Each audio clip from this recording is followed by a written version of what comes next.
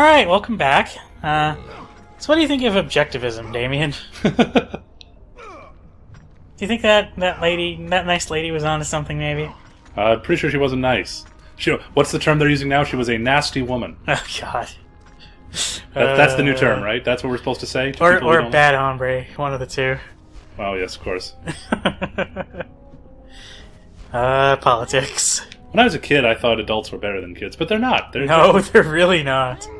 Kids have that innocence that they lose and become terrible people.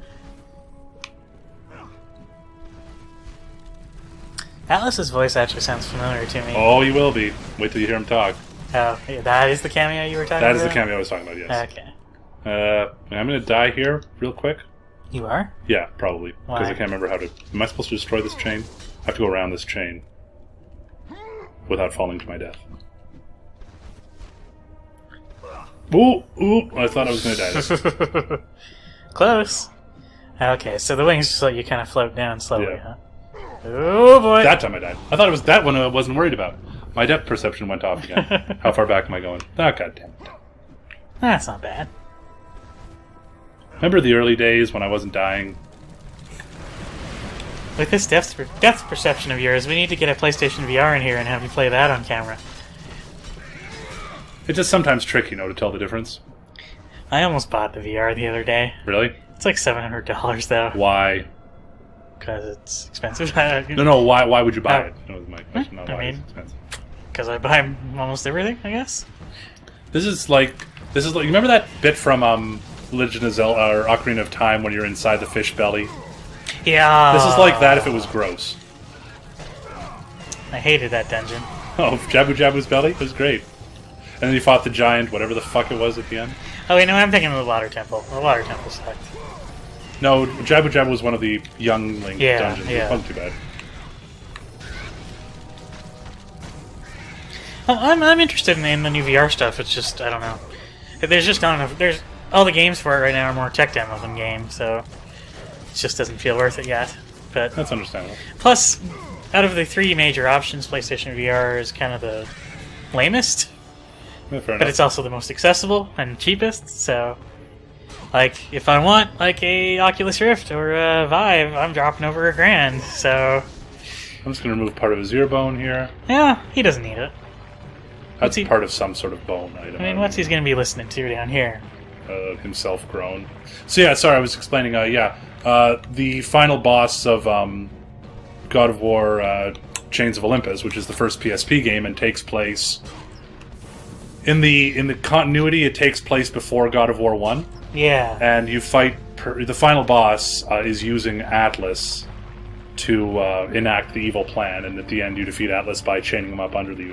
Okay, and that's why it's called right. Chains of Olympus. I think so, yeah. But the whole point is the world is held up by a pillar. The villain. This is gross. Yeah, the villain. Yeah, it is kind of. The villain tries to destroy the pillar, to destroy the world, and then the pillar is destroyed, but you replace it with Atlas, and this is why Atlas holds the world on his shoulders from this point forward. Okay. That's the real reason. And then who was the villain of the other PSP one? It was one of the lady gods, wasn't it? No, that's Chains of Olympus. Oh, okay. Ghost of Sparta. You're trying to find your brother, who's played by Elijah Wood for some reason. And you fight the god of death, Thanatos. Yeah, okay. I thought you said Xanatos for a minute, and I thought of Gargoyles.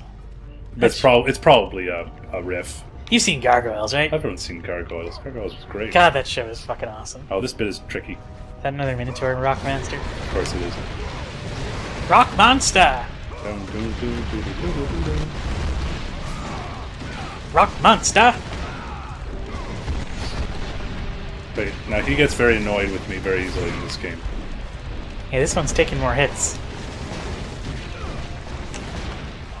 That's got a cool design. I like it.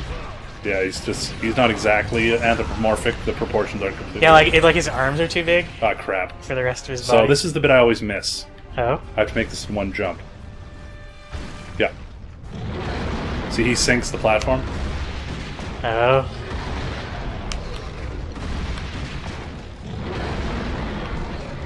And he destroys the wall, or? No, he's just trying to hit me with rocks. Eventually, the platform's going to come back. I see. I think. Or I just do this for the rest of eternity. Yeah, either way. It's good TV, right? I think. That's what it is. I don't know what makes good TV anymore. Oh, there it is. The only TV I watch is wrestling, and that's not good TV at all. Well, if it entertains you, that's all it is supposed to be. No, it can be pretty good. I'm getting my ass kicked. Actually, SmackDown's a really good show right now. Raw's hit or miss. Fuck. That guy's wrecking you. I'm gonna go God mode. He's also wrecking my earphones. Yeah, it's pretty loud. This game is loud. Loud noises. Yeah, can you like get behind it when it's doing it? There we go. Oh, there you go. Man, That took way too much that was time. basically a boss fight. Yeah. I'm not sure why that has to be so difficult. Rock hard. Wait, that's wrong. Get it though, because it was rocking. It was a hard fight. Yes, no, I get it. It's terrible. Do you get it? I get jokes. I will use his core to climb to the next section. Come on, Kratos. There's a lot of platforming in this part. I hate platforming. That's not true. I enjoy platforming. I hate platforming on the recording because it makes me look stupid. I really want another like Mario Galaxy, Mario 64 style Mario. Oh, game. I'm sure they will. It looked like that Switch video they put out. They showed footage of someone playing a game that looked like one of those. So Yeah. I'm hoping they're working on one, maybe for launch. That'd be great. Because there is a 3D Mario game on the Wii U, but it's different. It's not like that style. It's more like if you took the multiplayer New Super Mario Bros. Games and made it 3D. Better save here. This is going to be tricky. Plus, there's a save point there, so you should always save when you see a save point. That's true, actually. Just in general. It's a good idea. It's good gaming habits. See, this is like a PSA for... Okay. So this is one of those, if you fuck up your jump, you're in the lava situations. Or death. OJ OJ didn't do it. Wait, yes he did. Wait, I don't know. Probably. OJ probably did it. Okay, well that was fun. Oh yeah. So the wings are also good for this. You get the steam going on. You get to fly upwards. In God of War 3, Icarus' father, Daedalus, appears briefly, and he's played by Malcolm McDowell for some reason. Really? Nice. It's a strange... Yeah, I don't know why they bother having actual name actors in these games. Malcolm McDowell played the villain in Fallout 3, which was just a computer.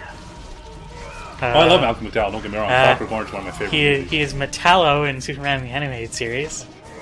A weird choice, but it ends up working really well. Oh, he's got that great voice. He's got a great voice. Yeah. He was the guy who killed Captain Kirk from Star Trek. In that god-awful Star Trek movie. Wait, which one? Generations. Oh. The one where the big cell was it was... The only Star Trek movie I've seen is the first Abrams one. The recent one, the one that came out this year, is actually really good. I heard, yeah. I heard the second one wasn't, and the third one is good. This one was written by Simon Pegg and directed by the guy who did The Fast and the Furious. It's actually really good. Oh, Abrams did not direct it, okay. No, he did not. He's too busy with Star Wars. He was busy, now, yeah, he was in Star Wars. Well, and now he's not doing the new Star Wars. Oh, that's right. They're not doing the same director for all three. No, it's Rian Johnson, the guy behind Brick and various other things. Cool. Looper? Looper? Yeah, I really did end up liking Episode 7, so hopefully 8 turns out. I did not hate it. Did not hate it? No. You didn't like it? Oh, yeah, it was good. No, I'm being mean.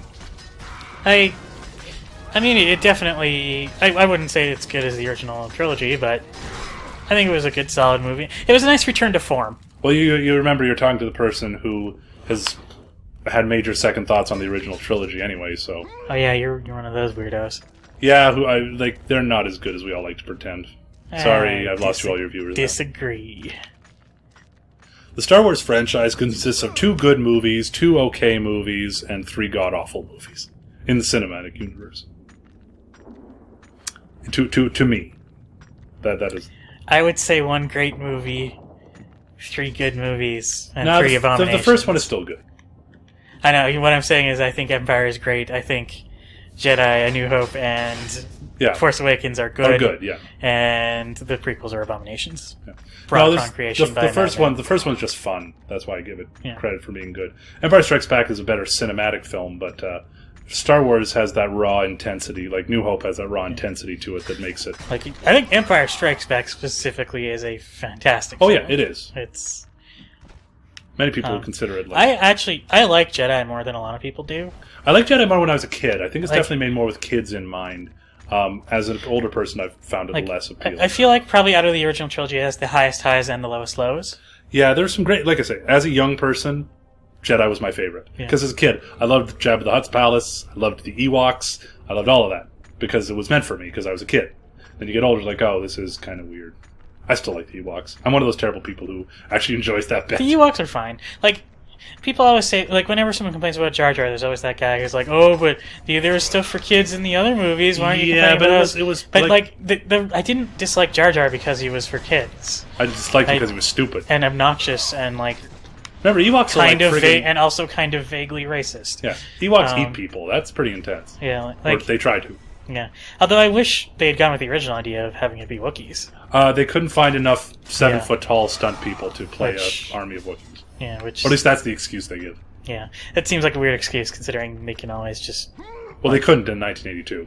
But I mean, they can always just, like, have the boots of the costume be elevated or use camera tricks or Well, yeah, whatever. maybe it is a complete BS reason. Yeah. But where am I now? Is this another thing where I've just come full circle again? Probably. It seems to be how this game is structured. Which is, I guess, clever. Yeah. It's one giant escape room. Yeah, I guess. It kind of is, isn't it? You find all the puzzle solutions. Yeah, I'm right back where I was before. Like, I think Force Awakens accomplished what it needed to do. Got people interested in Star Wars. And was just to... Like, you watch that movie and just like, this is a Star Wars-ass Star Wars movie. Yes. Like, it feels Star Wars. And Absolutely. it just needed to bring those feelings back and set, like, a foundation for I hope Episode 8 is more of its own thing now. Which will be Empire Strikes Back for the new trilogy. I think with 7, they wanted to wash the stink of the prequels out. Yes, exactly. And Like, which they did. yeah. Which I believe mission accomplished. So the movie itself is very derivative of the original trilogy, but I think that's kind of the point. So I don't really hold it against it that much. But I do hope that the next ones are more than that. Are more than just being derivative of the original. Yeah, like, I'm fine with them doing one movie of that because, we want to return to form. You don't want the second one to be derivative of Empire Strikes Back? Yeah.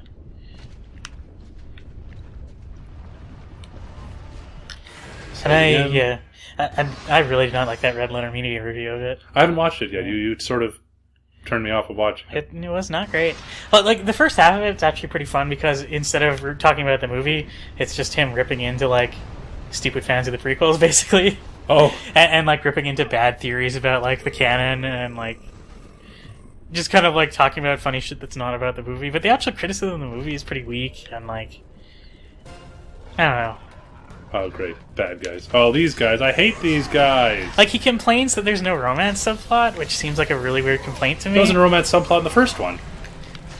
Not really. Yeah. The romance subplot didn't kick in until Empire Strikes Like, he Back. complains that basically that Finn and Rey don't, like, get romantically involved by the end, which seems really weird. Yeah, again, it didn't, like... Empire Strikes... It's like all that happens is he gets a kiss on the forehead when he's knocked out. And it's like...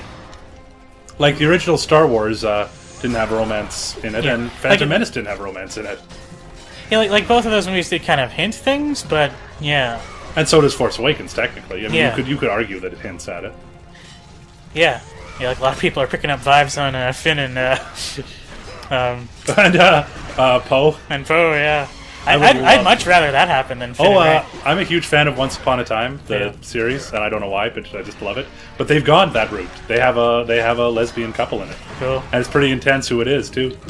Like, it just feels like it would have been forced if they threw Rey and Finn together for no reason. Exactly. It's like, Like, oh, there's a guy and a girl. They must fall It's in the love. male lead and the female Yeah, lead. they have so to fall in love it's because that's like, how it works. Yeah. And, like, he complained... Like, I think Star Wars turned on that because Luke and Leia end up being related. They aren't the lovers. Yeah, which is kind of funny because they end up kissing early in the first movie. Or, like, the kiss for luck or whatever. Yeah, and then she kisses him pretty hard in Empire. Yeah. But at that point, they knew... Well, I give Lucas credit. It was always intended that they be brother and sister. The original plot of the film had them always being brother and sister and knowing that, and their father being evil. And then he made it into more of a mystery sort of thing. Yeah. But originally it was going to be like, the original plot was like, oh yeah, there's brother and sister who fight for the side of good, and their father is an evil overlord, and they have to fight him, and the name was Starkiller, and this is all the original plot.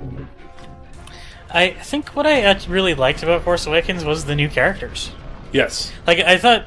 I like the fact that they got rid of Han in order... for fuck's sake. Yeah. They got rid of Han in time to introduce Poe. Yeah. Like, it was fun seeing the old cast again, and I'm glad, Really? I'm glad they were there. I'm glad they were there, but I'm glad they weren't given the spotlight. And I thought Rey, Finn, Poe, and fucking what's his name? BB-8? Kylo Ren. Oh. And BB-8, yeah. Like, I thought they were all, like, pretty great, and Yep. they were the highlights of the movie in a lot of ways. Oh, yeah, of course, they were supposed to be. Which is really good, yeah. I just mean as far as quality goes. Yeah, it's passing of the torch. They had Yeah. to make them, like, these are your new characters, and hopefully you like them. Yeah, and I did. I really did. I think, depending on where they go with Kylo Ren, I'm really interested to see what happens with him. I like the idea of the dark side Force user that's tempted by the light side, Yep. and I do have a hope that you commentary I will. want to make here, but before we get into that, I want to get into the cameo here. Oh, I have to save it. Finally got to talk to old Atlas. Yes, we are. Atlas said, meh. I mean, yeah. At least you know the title of what the title of this episode is going to be. Atlas said meh. Or whatever, I call it Atlas Shrugged, just because that's derivative as hell. I'm not like I would Shrugging off Atlas? I don't know. I'll forget this conversation by the time I'm editing this episode. Yeah, but you'll remember anyway. the Atlas is in it, so like, well, what Yeah. am I going to come up with for an Atlas name? Uh-oh. Bad guys, I'm going to climb away from them. Ah, that's just cheap. I have to destroy the rocks. And do you think Rey is going to be Luke's kid? Nah, too easy. Do you think she'll be anyone's kid? Yeah, tryst between Lando and Leia. I want Lando to come back. I'm excited about Donald Glover being... Yeah, young Lando. I like that That's gonna be casting. great. That's good casting. Oh. I pushed the button, team. Good job. I'm not doing well today. I Yeah. need to go home and have, like, dinner. Apparently. Your brain's just not working. I'm talking about Star Wars. Sorry, my opinion on what I was saying about Star Wars something. Oh, the character I would love to see something happen with, and they're not going to do this, but I've been saying this before, is Chewbacca. Because Chewbacca had a life debt to Han Solo, which means he is honor-bound to kill the person who... or to protect him and avenge him if he is killed. Yeah. I don't. However... Yeah. The other side of that is the life debt, at least in the original canon, I don't know if it's changed, also extends to Han Solo's family. He is honor-bound to protect them. Yeah. So Chewbacca is now in the position of being honor-bound to both kill Kylo Ren and not kill Kylo Ren. Yeah. Which you could do an interesting thing with.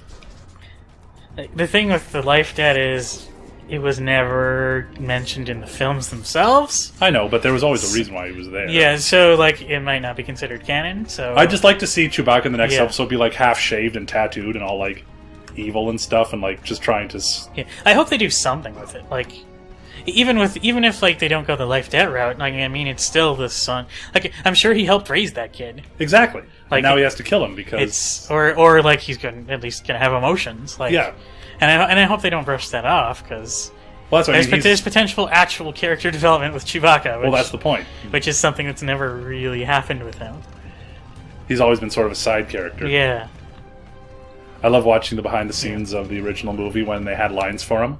Oh, they And did. you have like the British guy who plays him just saying lines, which they would then replace with roars because they weren't sure at the time what they were going to do. That's funny.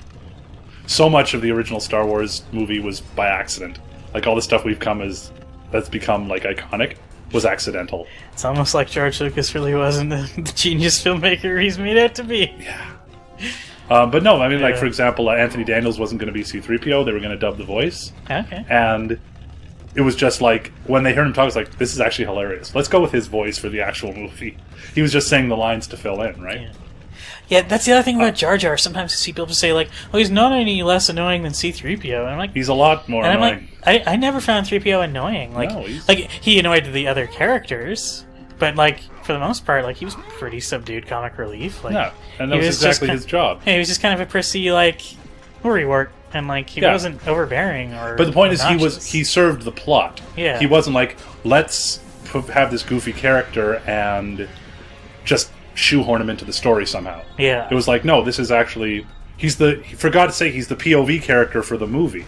Yeah, it kind of is. No, he is. That was sort of George Lucas' Yeah. whole thing, based on Kurosawa's The Last Castle. Yeah. Also, you got more health. Awesome. Sorry, this conversation could go on for hours. I'm going to stop now. No, it's good to actually talk about shit while we go through dungeons. That way it's not just us going, oh, there's an enemy. You killed that enemy. I hate this bit. Yeah, this doesn't look fun. Oh! Oh. Yay! This is fun. Oh, there we go. I died. I'm like, you know, these glitches are pretty awesome sometimes. Yeah, they're kind of fun. I can't even get hit once. That's balls. One thing I like about modern wrestling games is they're often very glitchy, so like hilarious things will just happen. Like a wrestler will just suddenly, like, their limbs will just stretch out super long, like they're Mr. Fantastic. He's Stretch Armstrong. Or like a wrestler will just like teleport into the crowd and like just drift off into nothingness. Yeah, give me And like get counted out. Or like the physics on the weapons will just bug out and it'll be amazing. Alright. Now, one of these is going to come down. Is there anything coming down on the left?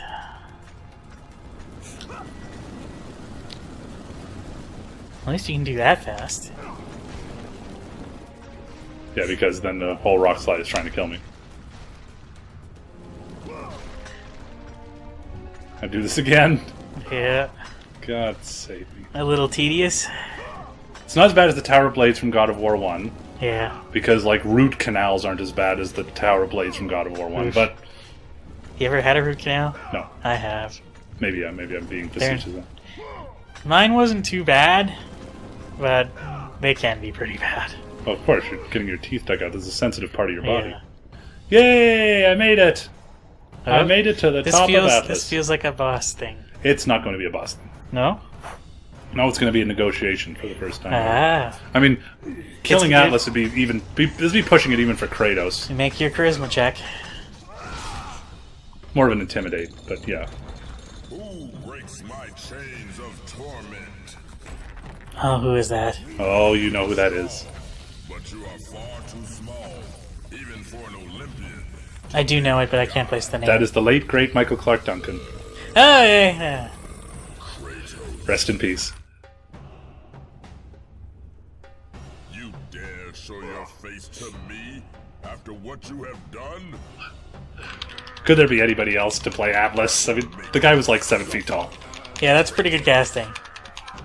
And he's got that voice.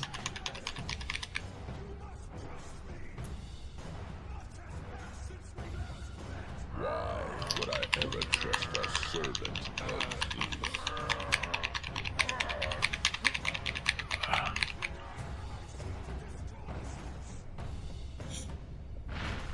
Hey, let's talk.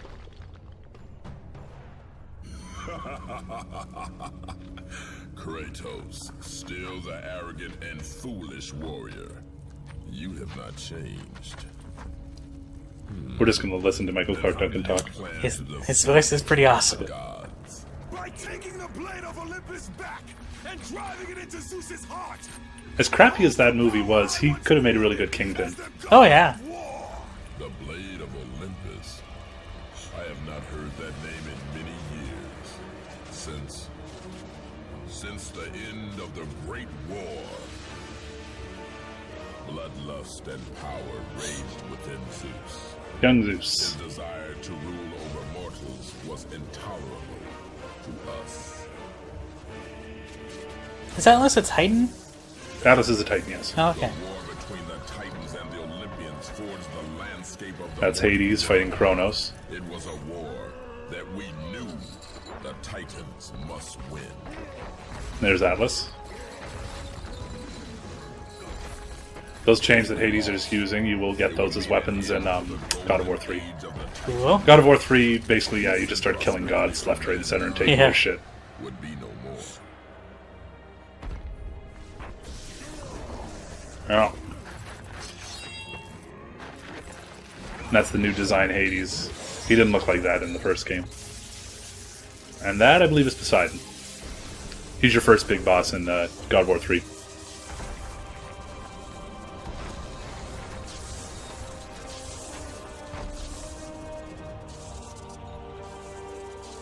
Aw, he looks so sad. He is sad. He's having his soul ripped out. Aw. But he needs that. Oh, I need that soul. Yeah, you absorb souls and then use them to fight. It's decent. It's a decent ability. So wait, why is Atlas alive now, then? I have no idea. Or that was his life force or his power or something like that. Some reason. I don't know. Looks cool. That's why they do it. Blue spirits are always represent your power in these things. It is a nice color. The only thing that would have done it for me is if they had James Woods playing Hades in this for no reason. God. That would have been brilliant. That would have been great. Continued despite my capture. Then Zeus And then everything else is this big epic austere thing. to end the Great War. Actually, Rip Torn does appear in God of War 3, but not as Zeus. Heavens and the earth Randomly. I don't know why he's in it, but he's in it. of Olympus. I banish you to the darkest pits of Tartarus. Who did we say that was? Corey Burton? Corey Burton, yes. Because I've been playing Arkham City, and he's also Hugo Strange. Yeah. And here go the Titans.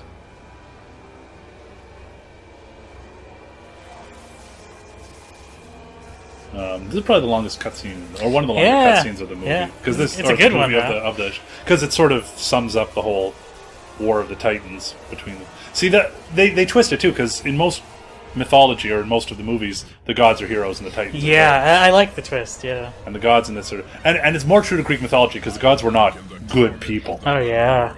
They're awful. Yeah. Banished to the darkest pits of Hades. I would have destroyed Zeus if you had not put me here, slave of the gods. I no longer do the bidding of the gods, Atlas. I have stomached their betrayal for the Okay, last. inside voice, Kratos. Well, this guy's pretty big. I mean, he has to get all the way to his ear, which is like 2 miles away.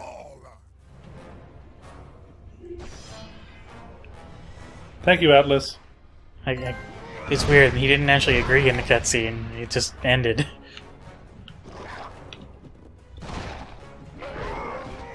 So this is a new ability that I get.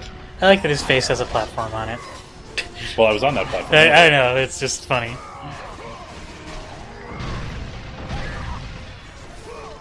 I love the Atlas Quake. It's a great way to clear the battlefield a bit. Yeah, that seems really useful. I mean, this is the test phase, so it doesn't use up magic, but it does tend to use up a fair bit of magic. Yeah, Michael Clark Duncan, good choice. Good choice. Oh, yeah. Poor man, like, typecast so often except for the one good part he was given. Or sorry, the one part that was, like, that actually required acting. In Green Mile, yeah. Yeah. And then all the rest of the time, unfortunately, he was a very good actor, but he got typecast based on his size and appearance. Yeah. I mean, he was never going to play the romantic lead in something. Oh man, but he should have. Hollywood does not work that way. That would have been great. What Gaia says is true, Ghost of Sparta. You are a powerful warrior and a worthy ally of the Titan. Then tell me how to find the temple of the Sisters of Fate. None, not even the Titan, know how to reach the Sisters' Temple. But I'll do it. instead, I'll do it in a day or so. it will wield great power. I have given you the last of my magic, Spartan, and I will help you across the great chasm. But that is all I can offer.